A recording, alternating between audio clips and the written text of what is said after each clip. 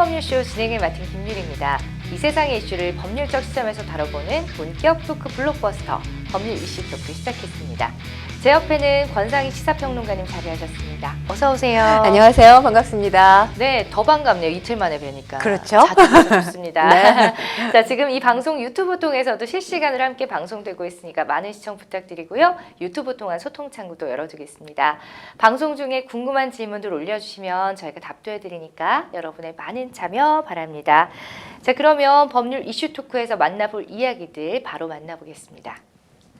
네, 스즈메 문단속과 동일본 대지진, 절도부터 유출까지 기름 사건 사고, 캠핑, 낭만보다 안전 우선. 네, 어떤 이야기들일지 또 궁금해집니다. 얼른 시작을 해봐야 될 텐데요. 여러분은 지금 생생 법률쇼와 함께하고 계십니다.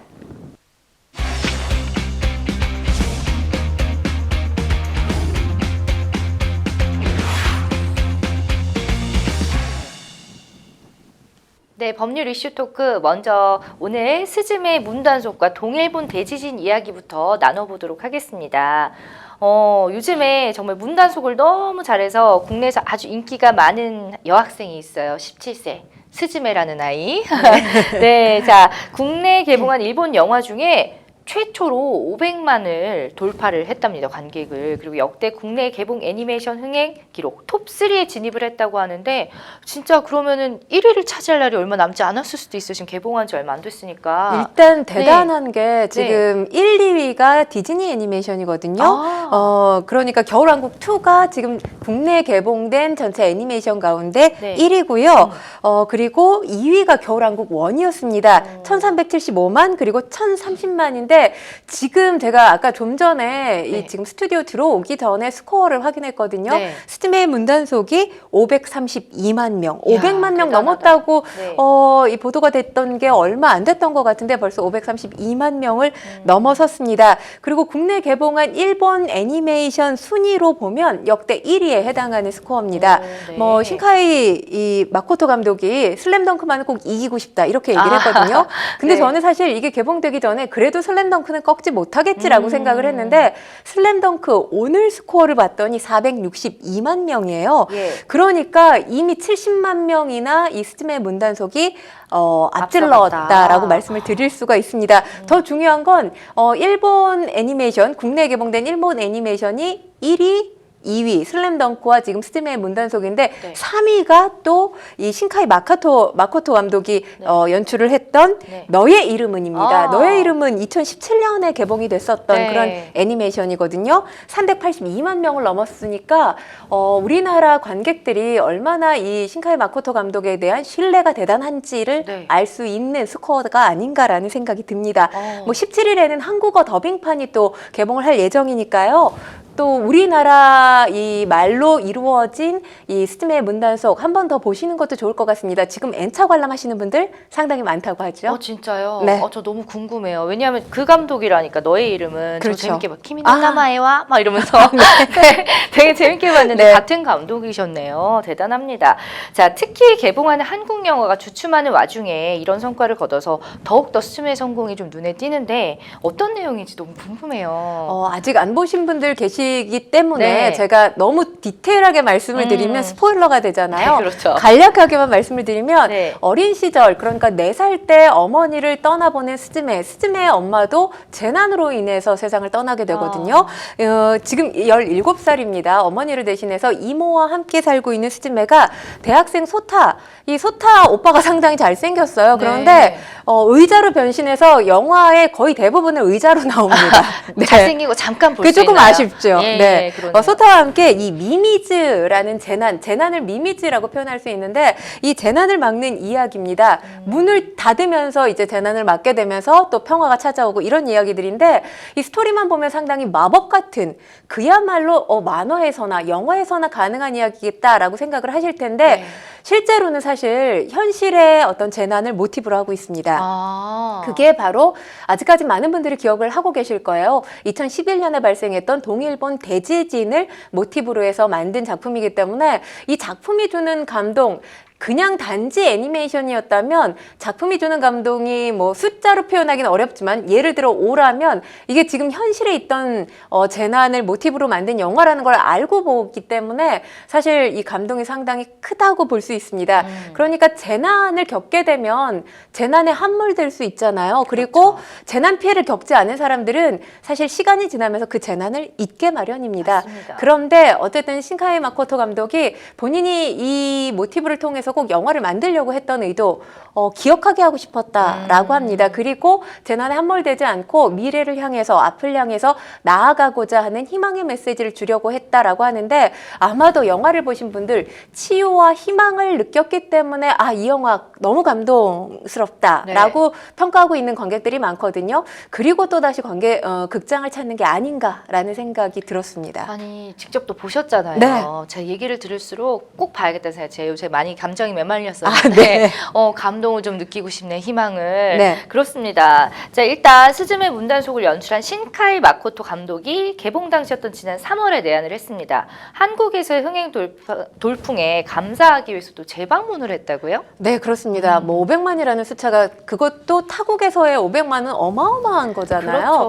그렇죠. 굉장히 겸손하게 표현을 했는데 앞서서 슬램덩크가 흥행을 했기 때문에 일본 애니메이션을 또 봐야 되겠다라는 관객들이 늘어서 그 영향으로 본인 작품을 찾은 게 아니냐라는 취지로 또 겸손한 발언을 하기도 했었는데요. 일단 지금 이 재난을 겪었던 스즈메가 또 이 회복을 하는 이야기를 그리고 있기 때문에 이런 이야기들이 한국의 젊은이들에게 감동을 준 게 아닌가라고 생각한다라는 이야기를 하기도 했습니다. 네. 그리고 사실 지금 이 동일본 대지진 이 재난이 발생한 지 12년이 지났거든요. 네. 그러니까 피해자들의 입장에서는 12년밖에 안 된 이야기를 꺼내라고 할 수도 있지만 사실 12년이라는 시간은 적지 않은 시간이죠. 그렇죠. 그래서 감독이 지금 얘기를 하기로는 만약에 이 재난, 이 사건이 4, 5년 정도 전의 일이었다면 그리지 않았을 거라고 합니다. 그러면 뭐 많은 사람들의 기억 속에 그대로 남아있고 그게 누군가에게는 트라우마가 될 수 있기 때문에 그렇게 하지 않았을 텐데 12년이 지났기 때문에 이 작품을 만들기에 적기라는 생각이 들었다는 얘기를 하고 있고요. 또 한 인터뷰 내용을 보면 이 감독의 딸이 동일본 대지진이 발생했던 그 해에 태어났다고 합니다. 12살인데 당연히 그 해에 태어났으니 이 엄청난 재난 알 수가 없잖아요. 그렇죠. 그리고 일본의 모든 젊은이들도 일본에서 발생한 이 엄청난 재난에 대해서 기억하고 있는 사람들, 그리고 이 재난을 알고 있지 못한 이 어린 친구들이 너무 많기 때문에 기억하게 하고 싶은 그런 생각에 의해서 만들어졌다고 해요. 그리고 중요한 건 지금 뭐 이 작품을 보시면 아시겠지만 지진을 아주 직접적으로 묘사하지는 않았습니다. 그러니까 이게 다짐을 하고 이 작품을 시작했다고 해요. 지진의 직접적인 묘사가 나올 경우에 사실 그걸 경험한 사람들, 그걸 아직도 생생하게 기억하고 있는 사람들한테는 또 다른 상처가 될 수 있잖아요. 그렇죠. 그리고 이 영화가 굉장히 판타지스럽거든요. 네. 판타지스러움에도 불구하고 이 죽은 사람과 살아있는 사람의 재회 스토리는 절대 넣지 않겠다. 이것도 본인이 다짐을 했다고 합니다. 현실에서 사실 불가능한 이야기잖아요. 그러니까요. 그러니까 지금 살아서 남아있는 사람들한테 그런 스토리 자체가 어떻게 보면 또 다른 아픔이 될 수 있기 때문에 이 스토리텔링을 했을 때 배제시켰던 것이 아닌가라는 생각이 듭니다. 그리고 중요한 건 동일본 대지진을 모티브로 했지만 이 영화가 재난영화인 동시에 이 형태는 로드무비 형태를 가지고 있거든요. 이 로드무비인데 중요한 건 이 지금 스즈메가 가고 있는 곳곳이 다 재난으로 한 번씩 얼룩졌던 그런 지역들이에요. 그러니까 그때의 어떤 아픔들을 기억하자. 하지만 거기에 함몰되지 말고 희망으로 나아가자라는 메시지를 고스란히 2시간여 동안 보여주고 있기 때문에 감동도 주면서 눈물도 주고 또 가슴이 상당히 따뜻해지는 그런 작품입니다. 아니 얘기를 들으면 들을수록 당장 가서 보고 싶네요. 네. 너무 궁금해요. 일단 판타지지만 현실에서 실제로 일어난 실화를 모티브로 한 영화인데다가 보통 실화를 모티브로 하면은 영화로 많이 제작이 되지 애니메이션 그렇죠. 영화로는 잘 제작되는 제작을 안 경우가 하는데 거의 없죠. 없잖아요. 네. 그래서 더욱더 좀 호기심이 갑니다. 일단 우리 국내 관객들이 특히 귀여워한 다이진이라는 캐릭터가 있다고 해요. 이 역할을 한 성우도 영상으로 또 감사 인사를 했다고요. 이 다이진이 굉장히 귀여운 캐릭터 캐릭터 고양이에요. 아. 고양이 캐릭터인데 영화에서 보면 SNS 상으로도 상당히 인기가 있는 그런 고양이 캐릭터입니다. 네. 보면 대사가 스즈메, 야시시, 스키 이렇게 얘기하거든요. 네. 우리말로 얘기하면 네. 스즈메, 다정해, 좋아 이런 의미예요. 너무 귀엽네요. 네. 이런 의미인데 네. 이제 관련해서 지금 우리나라에서 워낙 큰 사랑을 받고 있다 보니까 이렇게 더빙에 직접 참여한 일본 배우들이 SNS를 통해서 감사 인사를 했고 이 지금 다이진 캐릭터를 연기한 야마네 얀 역시 감사 인사를 표했습니다. 사실 이 신카이 마코토 감독의 작품을 보면 고양이들이 등장할 때가 있어요. 근데 실제로 2마리를 키운다고 합니다. 그리고 고양이를 상당히 좋아할 뿐만 아니라 고양이를 통해서 인생을 배웠다라는 얘기를 하거든요. 무슨 얘기인가 궁금해하실 텐데 네. 이 고양이를 보게 되면 일단 굉장히 심각해 보이지는 않아요.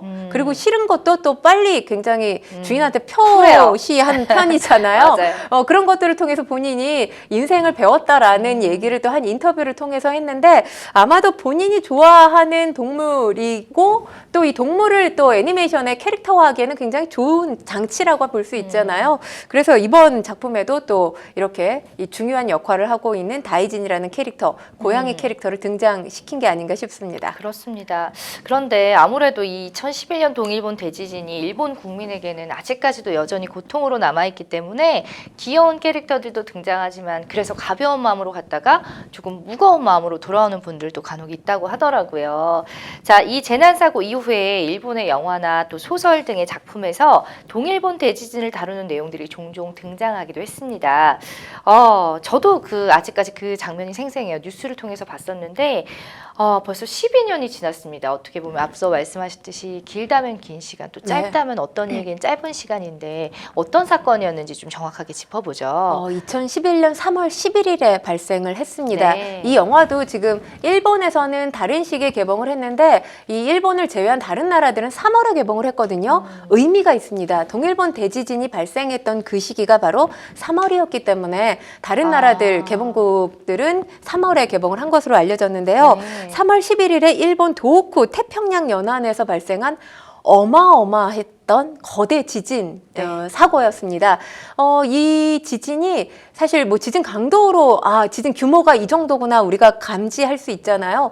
9.1. 사실 이 이야. 9.1이라는 숫자는 네. 그 이전에도 이후에도 볼 수 없었던 그러니까요. 숫자인 게 5만 사실입니다. 넘어도 지금 엄청 심각한 그렇죠. 건데요. 네. 예. 일본 국내 지진 관측 역사상 최고 규모를 기록했고요. 이후에도 약 한 달간 대규모의 여진이 발생을 했고 또 연단위의 소규모 여진을 부른 대지진이라고 할 수 있습니다. 네. 중요한 건 이 동일본 대지진이 지진에서만 끝난 게 아니죠. 그 다음에 쓰나미라는 단어를 우리가 일상에서도 쓰기 시작했던 게 바로 이 재해 맞아요. 때문입니다. 네네. 쓰나미가 발생을 해서 도호쿠 연안 지역에서의 추가적인 대규모의 인적, 물적 피해를 야기시켰습니다. 여기서 그친 게 아니죠. 쓰나미 이후에 또 사고가 들이닥칩니다. 네. 원전 사고가 발생을 했죠. 후쿠시마 아이고, 원자력 그러게요. 발전소 사고. 네, 그렇기 때문에 사실 이게 단지 일본만의 재해라고 보기 어렵고 뭐 전 세계적으로 관심을 끌었던 그런 사고라고 볼 수가 있습니다. 이 대지진의 여파로 사실 일본이 굉장히 충격적으로 받아들이고 있는 역사적인 사건이 세계 제2차 대전에서 패전한 사건이잖아요. 패전한 이 사실이잖아요. 네네.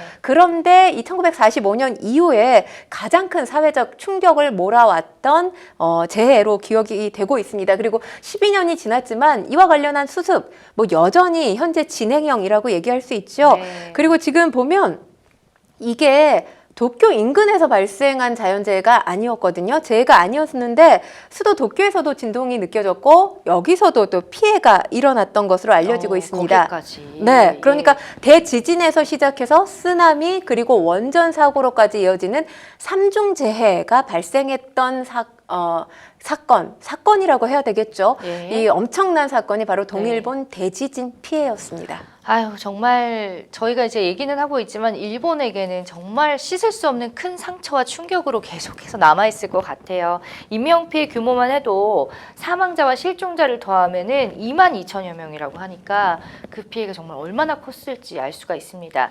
그런데 사실 그 몇 년 전에 동일본 대지진 당시에 대피소에 보통 대피를 하잖아요. 거기서 여성들을 상대로 성폭행을 하는 사건이 만연했다. 이런 얘기가 전해졌는데 이게 실제로 정말 있었던 일인가요? 일본 유력 매체들이 이와 관련된 보도들을 내놨는데요. 네. 이 사실 한순간에 난민이 된 사람들 집으로 돌아갈 수 없었잖아요. 그렇죠. 다들 대피소로 몰려갔고 이 대피소 뭐 칸막이 설치조차 되지 않았던 그런 상황입니다. 네. 거대한 강당과 같은 곳에 이제 장판과 담요 정도만 깔아놓고 생활할 수밖에 없었는데 중요한 게 여기서 이 여성 난민들 굉장히 큰 피해가 계속 이어졌었다고 합니다. 이 대피소에 있는 모든 연령대의 여성들이 성폭력 위험에 그대로 노출됐다라는 건데요. 네. 이 지진으로 남편을 잃은 한 여성이 진술한 내용을 보면 대피소의 리더가 남편이 없어 큰일이다라고 하면서 수건이나 음식을 줄 테니까 밤에 와라. 이렇게 얘기를 했다고 어머. 해요. 그러면서 노골적인 성행위를 강요당하기도 했다라는 진술이 있었고요. 네. 그리고 대피소에 있는 남성들이 시간이 흐르면 흐를수록 점점 더 이상해져 갔다고 합니다. 밤이 되면 이거 정말 끔찍한데 네. 여자들이 누워 있는 담요 안으로 이 남자들이 들어오기도 했다고 해요. 세상에. 그러면서 네. 여자를 잡아서 어두운 곳으로 끌고 데려가기도 했답니다. 근데 중요한 건 이걸 봤다면 그래도 함께 있었으니까 네. 누군가 도와주지 않았겠어라고 생각하실 텐데 그러지 않았던 것 같습니다. 젊으니까 어쩔 수 없네라면서 보고도 못 본 척하는 사람들이 많았다고 해요.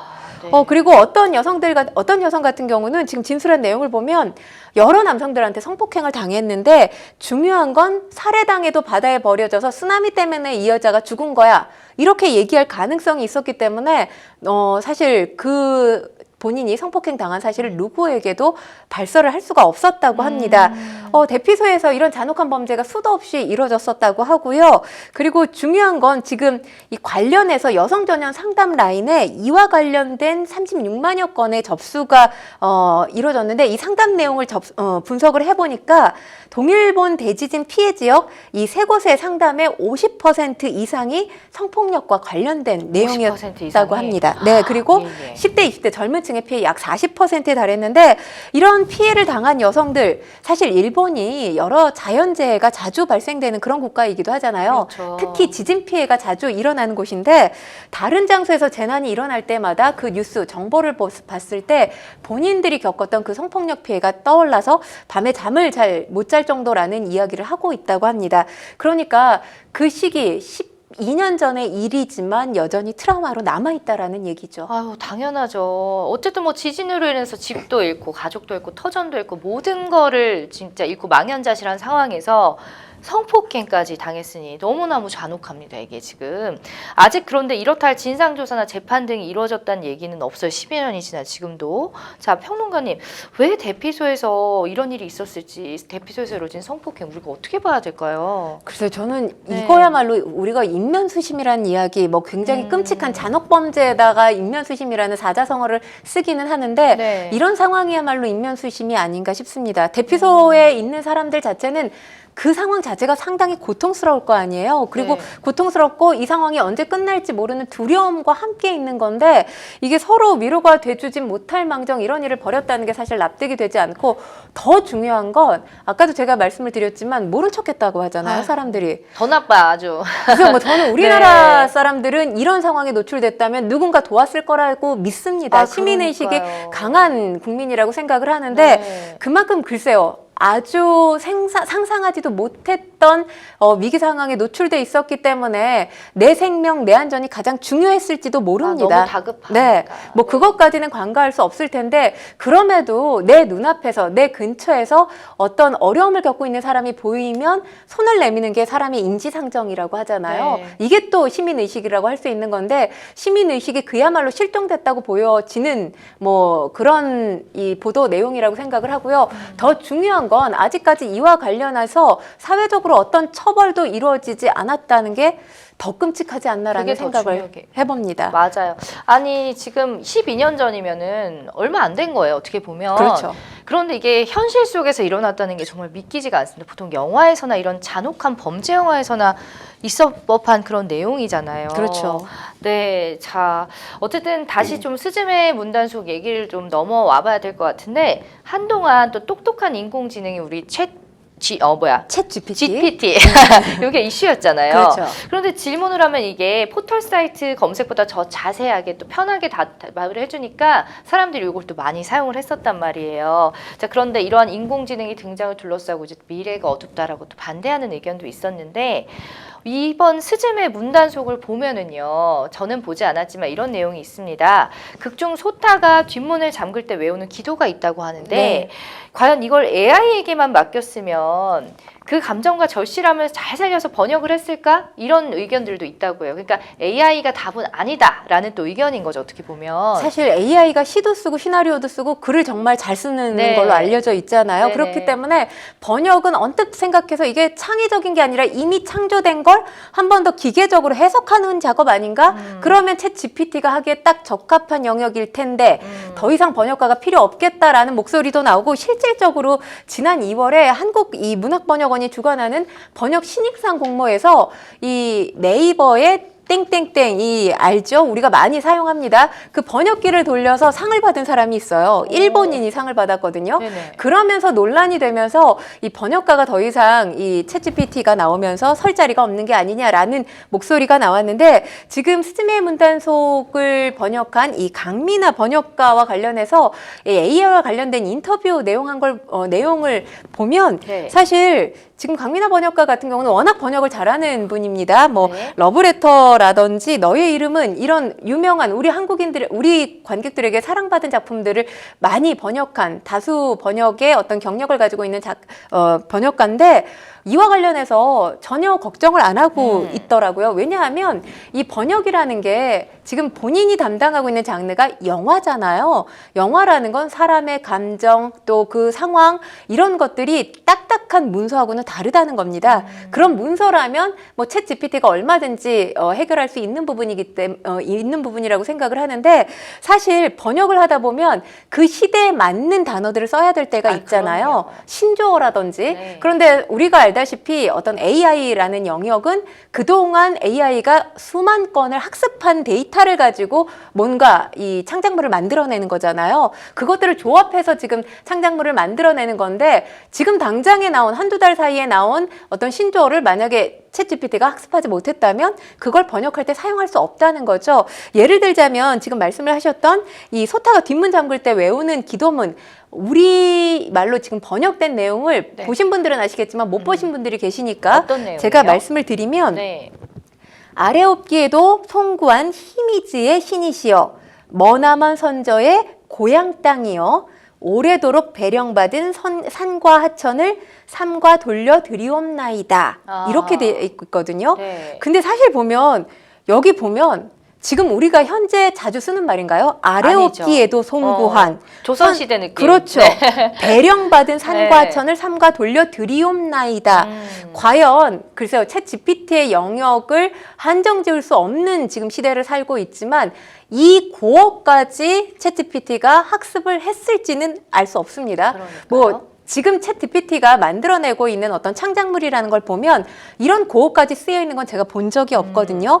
상당히 강미나 번역가가 이 부분을 어떻게 번역을 할 건지 굉장히 고민을 했다고 하거든요.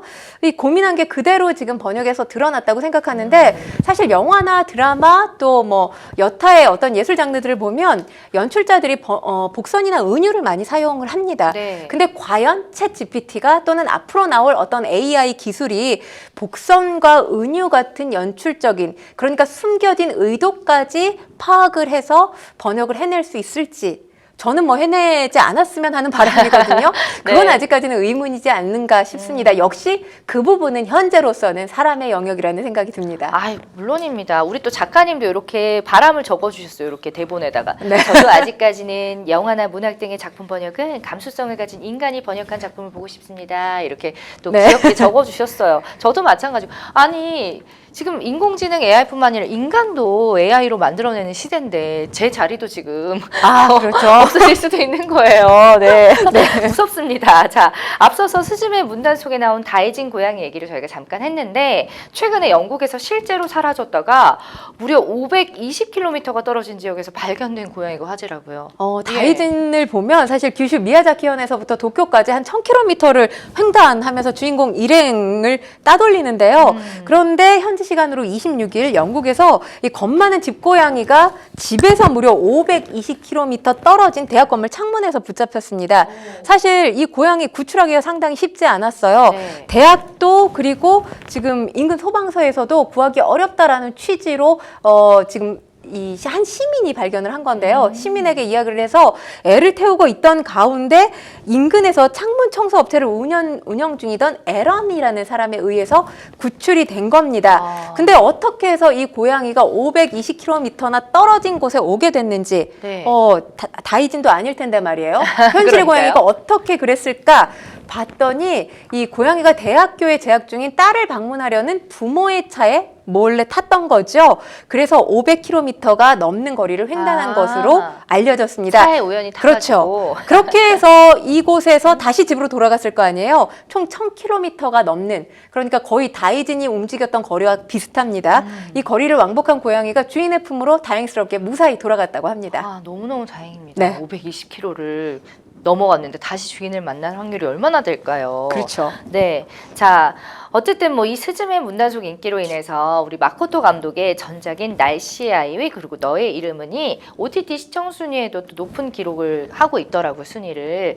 사실 이 작품들도 재난을 다루고 있는 애니메이션이긴 합니다. 재난 3부작이라고 또 그렇죠. 불리고 있다고 하는데 도심에서 벌어진 자연재해가 낯설다고 느껴졌던 사람들에게 이 작품들이 우리네 일상이 언제라도 위협받을 수 있다라는 것을 좀 사실적으로 표현하지 않았나 싶은데요. 평론가님 또 어떻게 보셨는지 아까 또 영화 재밌게 보셨다고 저한테 얘기를 해주셨는데 저는 사실 이 네. 영화를 보면서 오늘 이제 윤석열 대통령이 엔데믹을 선포했죠. 네. 이제 뭐 풍토병으로 이 코로나라는 받아들이겠다. 상황과 맞닥뜨리게 된 건데 중요한 건 우리도 코로나라는 재난을 3년 넘게 경험을 하지 않았습니까? 이 영화에서 보면 이 지진이라는 재난, 미미즈라는 존재로 표현이 돼요. 감독도 한 인터뷰에서 이야기를 했지만 사실 도심뿐만 아니라 전 세계적인 재난이었어요. 근데 이것도 시간이 지나면 사람들의 기억 속에서 잊혀지겠죠. 잊혀지게 되면 이 재난 때문에 피해를 본 사람들이 있지 않습니까? 백신 때문에 사망한 사람도 있고 또 코로나 때문에 사망한 사람들, 그들의 유족들이 여전히 존재를 하고 있습니다. 네. 그렇기 때문에 재난을 상기하게 하기 위한 어떤 이 도구로 영화를 이용했다는 것, 아픔을 갖고 있는 사람들을 우리가 기억하게 하는 장치로서는 상당히 저는 훌륭하지 않았나라는 생각을 합니다. 네. 자, 어쨌든 뭐 실제 사건을 다룬 작품이기 때문에 좀 조심스러운 부분, 조심스럽게 다뤄야 되는 부분도 있을 거라고 보는데 끝으로 우리 평론가님의 의견을 듣고 마무리해 보도록 하겠습니다. 사실 우리가 실화를 소재로 한 영화나 드라마를 볼 때는 허구임을 밝힌다 이런 내용의 어떤 자막들이 들어가잖아요. 네. 근데 저는 지금 이 신카이 마코토 감독 역시 일본 애니메이션의 거장이라는 수식어가 아깝지 않은 감독이라고 생각을 하는 게 이 남아있는 사람들이 아프면 어떡할까라는 부분에 대해서 아까 제가 말씀을 드렸지만 상당히 많은 배려를 하고 고민을 하고 이 작품을 내놨습니다. 네. 그래서 이 작품을 보기 전에는 일본에서도 왜 이런 작품, 이 아픔을 다시 끄집어내느냐 비판 여론도 있었다고 해요. 하지만 막상 이 작품을 보신 분들이 위로를 받았다, 희망을 얻었다라고 이야기를 하는 걸 보면 남아있는 자들에 대한 그만큼의 배려를 영화를 통해서 느꼈다라는 생각을 하거든요. 그렇기 때문에 글쎄요, 뭐 실화를 다룬 작품들, 재난 영화도 있지만 사건, 사고를 다룬 작품들이 참 많잖아요. 네. 그런 작품들을 제작을 할 때도 이 제작진들이 남아있는 사람들에 대한 배려, 어느 정도 고민을 해야 되지 않을까 스즈메 문단속을 보면서 그런 생각을 해봤습니다. 그러니까요. 저도 꼭 봐야 되겠다는 생각이 들면서 또 감독님이 얼마나 그런 좀 마음을 고스란히 영화에 담았는지 좀 확인을 해봐야 될 것 같습니다. 자, 첫 번째 법률 이슈 토크 만나봤습니다. 여러분은 지금 생생 법률쇼와 함께하고 계세요.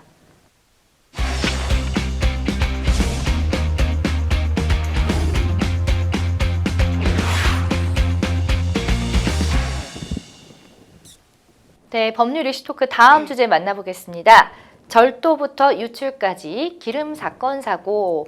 자, 모텔을 통째로 빌려서 지하에서 송유관 매립 지점까지 땅굴을 파서 유류 절취를 시도한 사건이 있었다는데 이게 지금 언제 일어난 사건이 현재 일어난 사건인가요? 며칠 전에 뉴스에서 그러니까요. 나왔습니다. 네. 사실 진짜. 네. 이 영상 보신 분들 놀라셨을 거예요. 이거 영화에서나 가능한 일 아니야? 이렇게 생각하셨을 네. 텐데 실제 사건이었습니다. 이 송유관 안전관리법 위반 혐의를 받는 총책 A씨, 자금책 B씨 등 경찰이 이 네 사람들 구속을 했고요. 나머지 네 명은 불구속 상태로 송치한 상황입니다. A씨 등 8명은 지난 1월부터 3월 초까지 충북 청주에 있는 모텔을 통째로 빌렸어요. 그래서 인근에 있는 송유관에 있는 석유를 절취하기 위해서 삽, 곡괭이, 호미 등을 이용해서 땅굴을 판 겁니다. 중요한 건 이 땅굴 가로 세로가 약 한 80cm 정도 되거든요. 길이가 거의 9m에서 10m가량 되는데 글쎄요. 꼬리가 길면 밟히는 법이죠. 네. 이 송유관 30cm를 앞에 두고 덜미가 잡힌 겁니다. 거의 뭐 송유관에 인접한 지점까지 땅굴을 그러네요. 팠던 건데요. 해당 송유관 모텔과 국도 사이에 있는 국도변에 묻혀 있었고요. 이 도로를 지나는 차량 하루에 6만 6천 대가 넘는다고 합니다. 그러니까 만약에 범행 중에 혹여라도 이 폭발 사고나 도로 붕괴 같은 사고가 있었다면 대규모의 인명피해가 발생했을 가능성 또한 배제할 수가 없었는데요.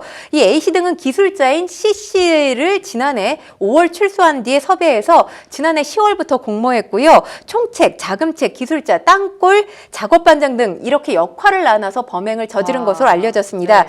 특히 이 기술자, 과거 전력이 참 어이없습니다. 대한송유관 공사에 다닌 사람이에요. 오. 동정 전과도 있었습니다. 그래요? 앞서 지난해 10월 일당이 이 옥천에 한 주유소를 임대해서 근처에 매립돼 있는 송유관을 송유관에서 유류 절취를 시도했었는데 범행 중에 물이 너무 많이 나와서 범행에 실패하기도 했습니다. 범행 장소 다행스럽게도 유관기관 협조로 원상 복구된 상태입니다. 아유, 천만다행입니다. 정말 폭발 사고 같은 게 일어났으면 진짜 얼마나 큰일 날 뻔했던 정말 위험천만한 일인데, 아니 이런 얘기를 들으면서도 믿기지가 않는 게 영화보다 더 영화 같은 일이 요즘 너무 많이 일어나는 것 같아요. 이런 생각을 어떻게 할 수 있었는지, 그런 머리로 참 좋은 일에 쓰시면 얼마나 좋을까. 그렇죠. 예, 그런 생각 해봅니다. 자, 근데 송유관을 노린 범죄가 은근히 많은가 봐요. 송유관에 구멍을 뚫는 등 여러 가지 수법으로 수차례에 걸쳐서 석유를 훔친 사람이 실제로 있었다고. 네, 예. 그렇습니다. 그러니까 기름을 노린 봉이 김선달이라고 얘기할 수 있는데요. 네. 법원은 송유관 안전관리법 위반 등의 혐의로 구속 기소된 50대 A씨에 대해서 징역 5년에 벌금 300만 원을 선고했습니다. A씨 2018년부터 2019년 전북 완주 그리고 충남 아산, 충북 청주 이렇게 세 곳의 송유관에 구멍을 뚫거나 별도의 장치를 설치하고 모두 9,500리터의 석유를 훔친 혐의로 재판에 넘겨졌는데요. 2013년에도 같은 혐의로 집행유예 처분을 받은 적이 있습니다. 네. 그 이후에 공범들과 함께 범행을 계속했는데요. 2018년에는 완주에서 송유관에 드릴로 구멍을 뚫다가 불이 나기도 했고요. 이로 인해서 공범 한 명이 화상을 입어서 숨지는 일까지 아이고. 발생을 했습니다. 이 사건으로 A씨 지명 수배가 됐던 상황이에요. 도주 중인 2019년에도 두 차례에 걸쳐서 범행을 시도했고요. 2021년에 붙잡혀서 구속 기소된 겁니다. 그러니까 이 송유관 절취라는 게 경제적인 손실뿐만 아니라 인명피해까지 가능성이 있는 그런 이 범행이잖아요. 혼자가 아닌 조직적인 범죄라는 점에서 죄질이 좋지 않기 때문에 엄한 처벌 피할 수 없다라는 게 재판부의 설명입니다. 맞습니다. 정말 그야말로 목숨까지 건 범죄였는데, 자, 석유 절도 문제는 해외에서도 골치라고 합니다. 멕시코에서도 이렇게 송유관에 구멍을 뚫어가지고 훔치는 사건, 기름을 훔치는 사건이 일어나서 골머리를 앓고 있다고요. 네, 그렇습니다. 하루 최대 15억 원어치 달하는 분량이 와. 매일 없어진다는 건데요. 네. 기름 도둑질 특정 지역에서 발생하는 게 아니라 이 지역 구분 없이 전국적으로 발생을 하고 있는 것으로 알려졌습니다. 이 멕시코에서의 석유 절도 도유라고 하죠. 네. 이게 어제 오늘의 문제가 아니었는데 이 터널이나 콘크리트 구조물에서 땅굴을 파고 들어간 뒤에 송유관에 구멍을 뚫어서 정교하게 착유를 한다고 합니다. 그런데 요즘에 사실 웬만한 거 다 드론 감시로 감시가 되잖아요. 네. 이건 드론 감시로도 잡아내기가 어렵다고 합니다. 때로는 이 절도 시도 중에 폭발 사고가 발생하기도 하기도 하는데요. 2021년 10월에는 가스폭발로 12명의 사상자가 나왔고요. 그리고 2019년에는 송유관 휘발유 절도 사건으로 인해서 대형 폭발 참사가 발생을 했습니다. 무려 137명의 목숨을 앗아가기도 했습니다. 이렇게 위험한 거를 왜 목숨까지 걸고 하는지 정말 돈이 뭐길래 이해가 안 갑니다. 자, 송유관의 고전 또 절도 문제만 있는 게 아니고요.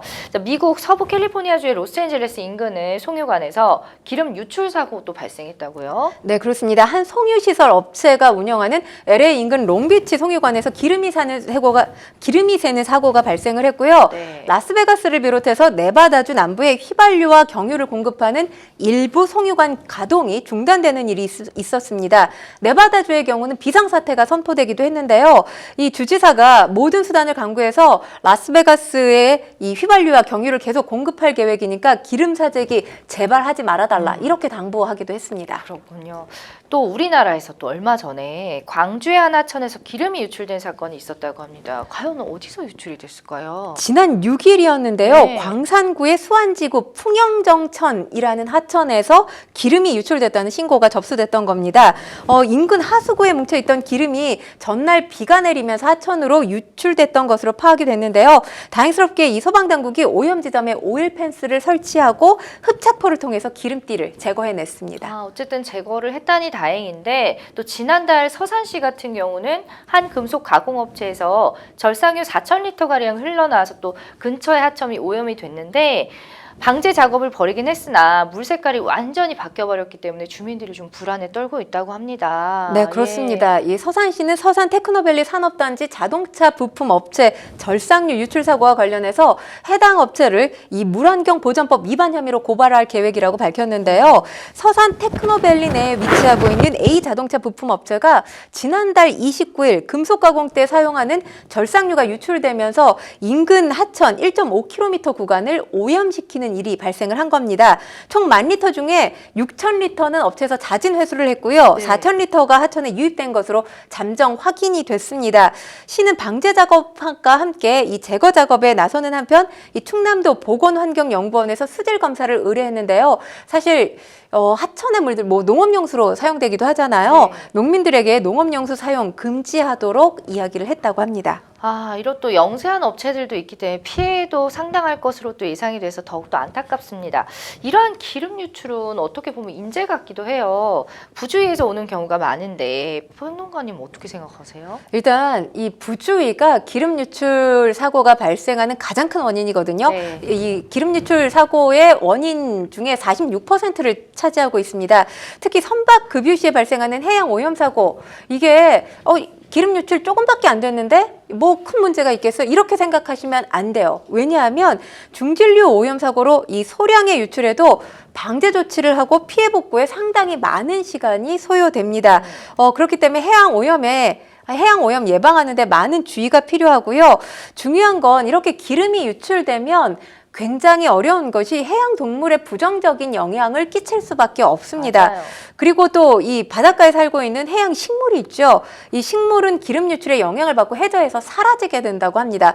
결국에는 전체적인 어떤 먹이 사슬에 영향을 끼칠 수밖에 없는데 먹이 사슬에 이 악영향이 끼쳐지면 결국 피해를 보는 건 사람이 되겠죠. 그럼요. 그렇기 때문에 나의 부주의로 요 정도의 기름 유출된 건 괜찮겠지.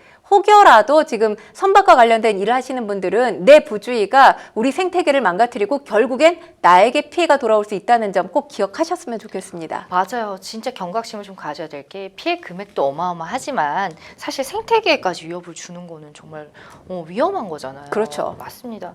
자, 또 얼마 전에 윤석열 정부가 취임 1주년을 기념해서 미군 기지 반환 부지를 용산 어린이 정원으로 개방을 했는데 이곳에서 사실 기름 유출 사고가 90건이 넘게 일어났다는 얘기가 있어서 학부모들이 또 어떻게 보면 아이들을 상대로 정원을 개방을 했는데 조금 불안해하고 있거든요. 그렇죠. 네. 사실 아이들과 함께 가는 곳은 환경이 깨끗하고 안전해야 내 아이를 데리고 가지 않겠습니까? 네.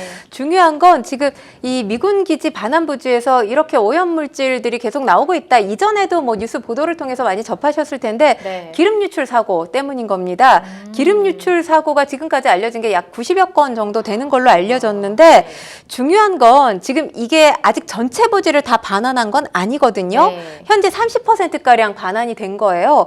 그러다 보니까 이게 정식 공원이라고 볼 수는 없습니다. 예. 그래서 토양환경보전법에 해당이 되지 않아요. 근데 중요한 건 사실 여기에 가보신 분들은 이게 공원이라고 생각을 하고 가실 거 아니에요. 네. 그러니까 약간 모순이 있는데 일반적으로 이 지금 토양환경보전법을 보면 공원은 토양환경보전법에 따라서 먼저 정화 작업을 한 다음에 개방을 해야 돼요. 그렇죠. 그런데 이게 지금 전체 이 반환이 된 게 아니고 전체 개방이 된 게 아니기 때문에 용산 어린이 정원 같은 경우는 아직 공원에 해당되지 않습니다. 그렇기 때문에 지금 정화 작업 없이 개방이 됐기 때문에 사실 아이들과 함께 뛰놀기에 적합할까 의구심이 듭니다. 그러니까요. 어떤 부모가 아직까지 확실히 이렇게 입증되지도 않았는데 거기를 데려가겠습니까? 빨리 좀 이렇게 좀 검증이 필요할 것 같은데요. 정화가 돼야 될 것 같은데. 자, 또 최근에 바다의 선박에서 나온 기름 유출 사고가 연달아서 발생을 한 사건이 있었죠. 선박의 설비 불량으로 인한 사고가 많았다고 합니다. 실제로. 그러니까 사실 운전하시는 분들 아시겠지만 차도 자주 점검을 해야 내 차에 무슨 문제가 있는지 알지 않겠습니까? 네. 가장 중요한 건 이런 사고 막기 위해서는 설비의 주기적인 점검 가장 중요합니다. 이 사하구 감천항 앞바다에서 윤활유를 유출한 혐의로 러시아 선적에 3,000톤 규모의 원양어선 A호가 경찰에 적발된 건데요. 해경에 따르면 A호 전날 그러니까 오전 6시 30분께 감천항 삼부도에서 윤활유 420리터가량을 바다로 유출한 혐의를 받고 있습니다. 기름은 선박 내 냉각 파이프가 파손되면서 유출된 것으로 알려졌는데 의도적으로 유출한 것은 아닌 것으로 지금 보고 있기 때문에 정확한 사고 경위 조사 중에 있습니다. 네. 그런데 이런 해양오염 사고가 계속해서 반복되고 있거든요.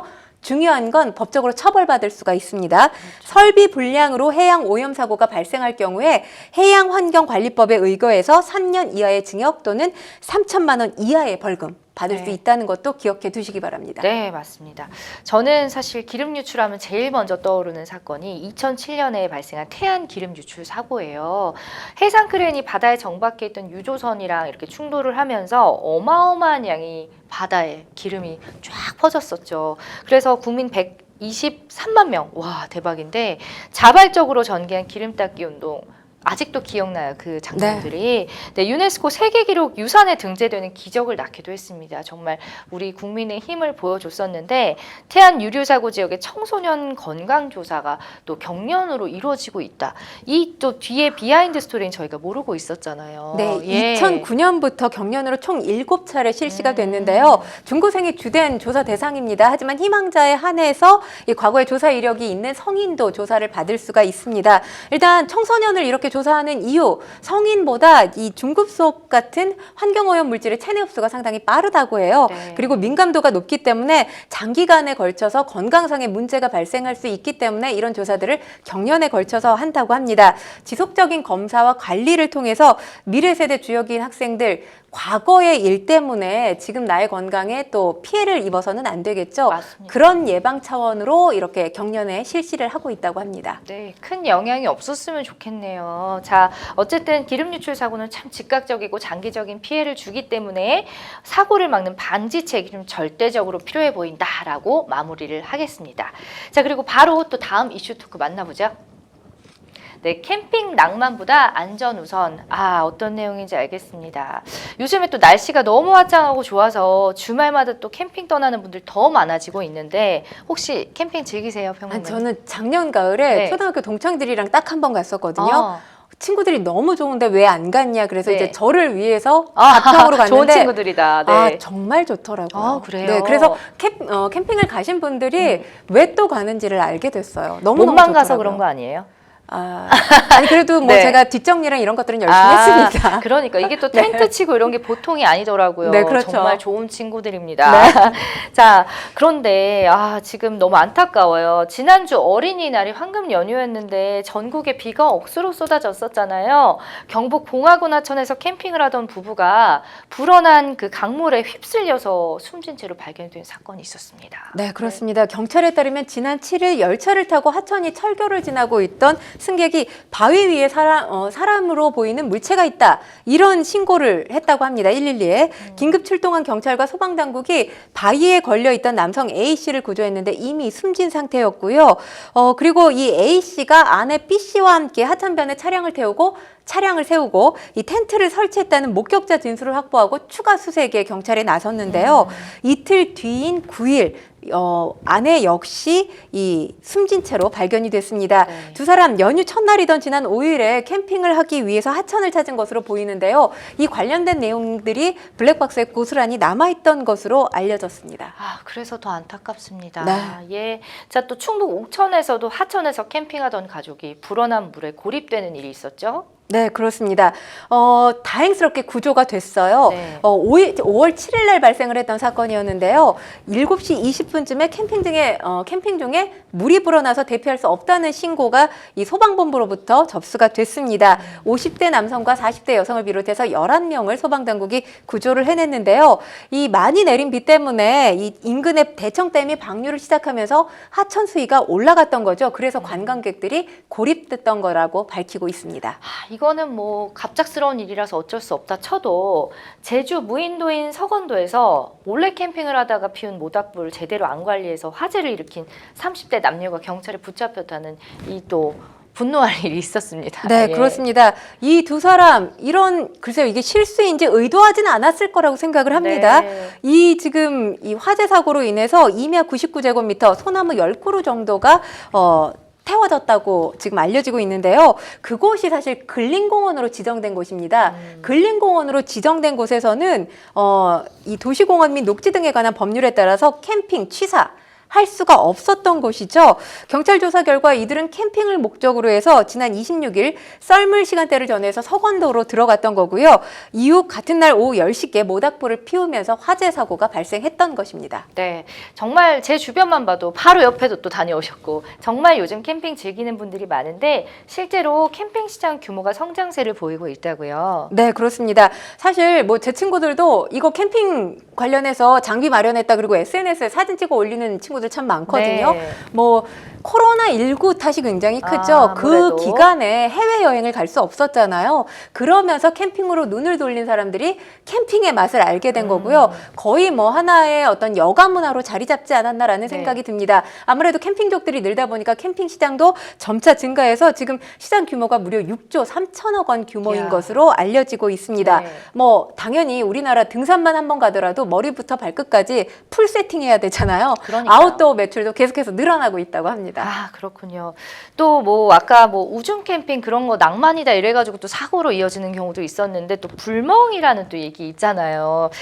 모닥불 피워놓는 경우도 많고 또 직접 요리를 하는 경우도 불로 많기 때문에 이 화재 위험도 무시 못할 것 같아요. 그러니까 캠핑 인구가 증가하면서 관련된 사고들이 계속해서 증가하고 있는데요. 네. 안전수칙 몇 가지만 말씀을 드릴게요. 네. 우선 전기 연장선을 사용할 때 전선 과열 또 피복 손상 등으로 인해서 화재를 예방하기 위해 선을 끝까지 풀어서 사용을 해야 되고요. 하나의 콘센트에 여러 개의 어떤 전기 제품 연결해서는 안 되죠. 네. 플러그와 콘센트 등이 물기에 노출되지 않도록 해야 합니다. 또 모닥불 피울 때 화로를 반드시 사용해야 되고요. 마치고 난 후에는 잔불 정리 확실히 돼 있는지 체크를 해야 됩니다. 중요한 건 또 텐트 안에서 자다가 이산화탄소 질식으로 사망하는 분들 계시거든요.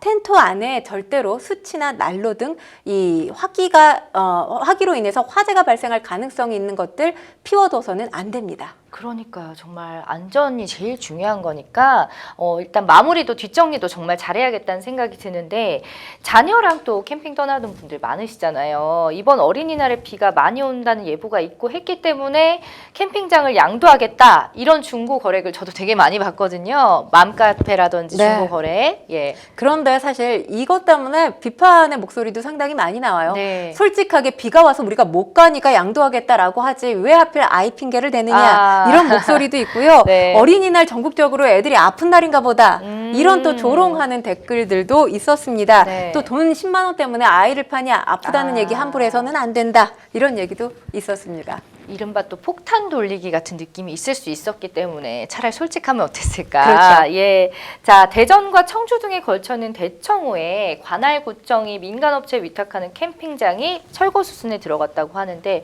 요즘에 붐이 일어나고 있는데 반대로 또 철거 수순에 들어가는 이유가 뭔가요? 사실 문제가 되는 게 이곳이 상수원 보호구역에 포함되어 있는 상황이거든요. 현행법상 상수원 보호구역 안에서 취사뿐만 아니라 야영도 할 수 없습니다. 그러니까 캠핑장으로 사용할 수가 없는 곳인데 이 캠핑장 지자체의 잘못이 크다고 볼 수 있죠. 8년 전에 수자원공사가 준공한 뒤에서 환경부가 협의를 하고 이 협의를 거쳐서 대전 대덕구로 인계가 됐습니다. 대덕구에서 직접 관리한 것도 아니고요. 민간업체에게 운영을 맡겨왔던 건데 이제서 우리가 이 법 몰랐었구나. 무지를 인정한 것이라고밖에는 볼 수가 없을 것 같습니다. 고스란히 사실 그 피해는 이곳을 즐겨 찾았던 캠핑족들에게 해당되는 게 아닌가 싶습니다. 그러니까요. 좀 진지하게 알아보고 확인을 했으면 좋았을 텐데요.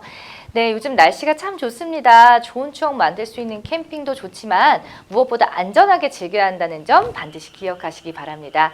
생생법률쇼 어느새 마칠 시간입니다. 오늘 함께해 주신 권상희 평론가님 고맙습니다. 고맙습니다.